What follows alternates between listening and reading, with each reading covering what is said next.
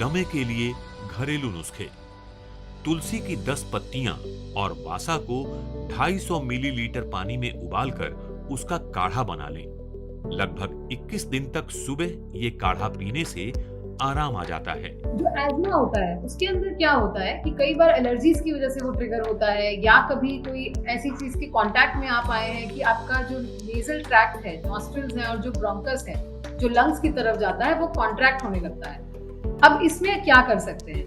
तो तुलसी और वासा ये दो ऐसे हर्ब्स हैं जिनके कॉम्बिनेशन को जब आप काढ़ा बना के पीते हैं तो जो आपको एलर्जीज होती हैं, जैसे कि एज्मा हमेशा किसी एलर्जी से या किसी रिएक्शन से ट्रिगर होता है, तो वो रिएक्शन के अंदर जो हमारी बॉडी में फाइटोकेमिकल्स प्रोड्यूस होते हैं वो ब्रोंको कंस्ट्रिक्शन करने लगते हैं। इसी वजह से ये जरूरी है कि अगर आप तुलसी लेंगे तो वो जो एलर्जीज हैं उनका आपको जो रिएक्शन आ रहा है एज्मा के अटैक की फॉर्म में वो कम हो जाएगा, सबसाइड होगा।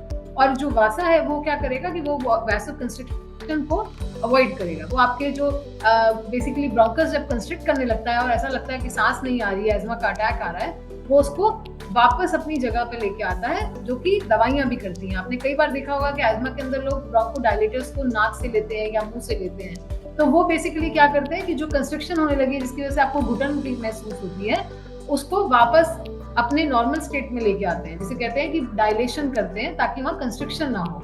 तो वासा की जो पत्तियां हैं वो भी यही करती हैं। तो तुलसी जो है वो एलर्जिक रिएक्शंस को कम करती है ताकि आपको वो अटैक ना आए, और वासा जो है वो अगर कभी ऐसा हो भी जाता है कि आपके वैसो कंस्ट्रिक्शन स्टार्ट हो गया है तो उसको डायलेट करके उसकी पोजीशन पे वापस लेके आती है। तो ये रेमेडी बहुत ही इफेक्टिव है। तो इसको 21 दिन तक अगर आप लेंगे तो बॉडी इसके लिए बहुत हैबिचुअल हो जाएगी। तो जो आपके अटैक्स आते हैं या एलर्जी की वजह से जो एकदम ट्रिगर होता है वो कम हो जाएगा। तो इस रेसिपी को आप जरूर ट्राई करें। BVG TV, बेहतर बुलंद भारत के लिए।